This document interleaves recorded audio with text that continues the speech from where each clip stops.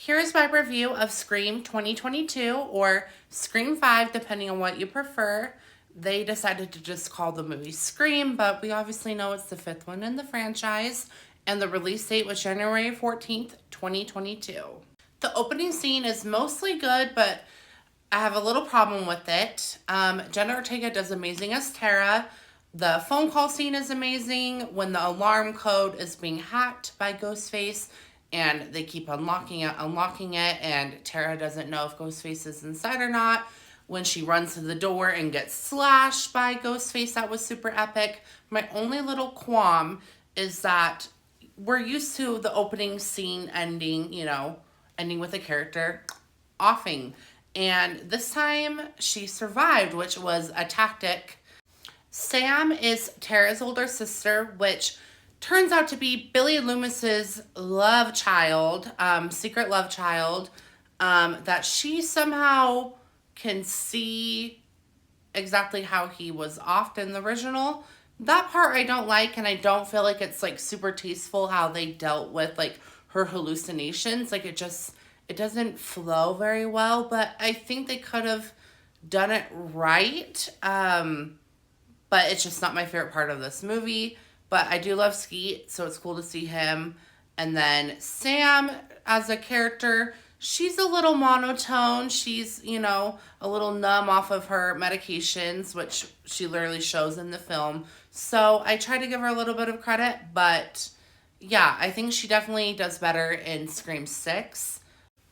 Really, everyone out of the front group was not very memorable except Chad and Tara. Like, those were really the only ones that were really memorable or stood out, which was unfortunate because I forgot his name, but I like him in a lot of things. I did love his character for the little bit we got, but his mom, which is Deputy Judy, and him have a brutal offing, which is pretty iconic and one of the best parts of this film, but it's just sad that we don't really get a lot of build up with the characters, especially him. Dewey unfortunately ends up passing in this film in a pretty iconic way. There's a little moment with the phone where Gail's calling him. He looks down and then Ghostface goes up while he's distracted. And I did not like it at first. Now it's kind of grown on me where I don't care as much. But overall, it was very meaningful, and someone had to go out of the original cast. Some would prefer Gail, some would prefer Dewey. I'm 50-50. I honestly love both characters for different reasons, so it was really sad to see Dewey go, the big brother of the franchise. So unfortunately, Dewey's death makes Sydney come back to Woodsboro and help Gail, help Sam, help Tara. But Sam and Tara and Richie are just gonna get out of town after they get released from the hospital. But unfortunately, Tara forgets their inhaler. They have to stop by Amber's house, which ends up being Stu Macher's house. Sydney and Gail go there, track him down.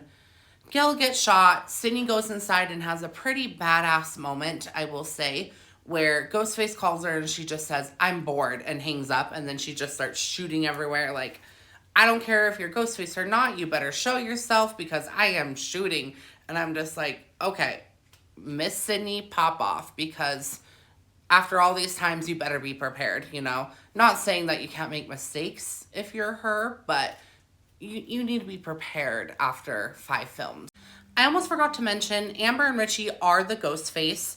It's a little creepy because they're apparently a couple, but he's like grown and she's in high school, so that part's weird. But they met on a Cult of Ghostface type of forum online, and they bonded over the Stab franchise, and their motive is not my favorite, but the reveal is epic. The reveal is where they're all like together and Amber just pews live in the head, and just so like sudden and out of nowhere, and definitely gives Ready or Not vibes, which makes sense. So the reveal was epic, but the motive was not, because their motive is they wanted to make their own Stab movie that was better than the original and a better story than Sydney's original story. And to me, that is a very dumb motive. Something that like I just did not care about that much. But how they did the reveal kind of made up for it, because I was so entranced with just how Sam was dealing with it. Even Tara, even though she's super injured, she starts whacking Amber with her crutches. Gail and Sydney end up having one of the most epic showdowns with a ghost face, in my opinion. They end up having a 2-against-1 with Amber, but Amber gets the upper hand for a minute because they're already injured. Sydney got stabbed at this point, and Gail got pew-pewed. So basically, Amber's on top of Gail, trying to choke her out, and says it's a passing of the torch. And then Gail gets the upper hand, headbutts her, and says, "It's all yours, bitch," and kicks her into the stove. She's already been covered in like alcohol. They like break it over her head or whatever. And Gail ends up pew-pewing her into the stove, and she falls face first into the flames, and she's like lit on fire. It is one of the most epic scenes in Scream, in my opinion. Like, definitely one of the best death scenes of a ghost face ever. Overall, I do enjoy Scream 2022. Is it my favorite in the franchise?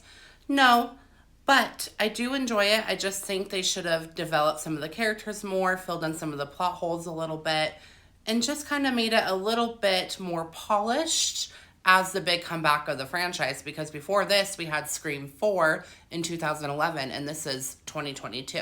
So I just think something should have been a little bit more polished, but overall I do enjoy the movie, and I give it probably a 6, probably a 6 out of 10. It's still really watchable and enjoyable. It's just not as good as the other ones, in my opinion.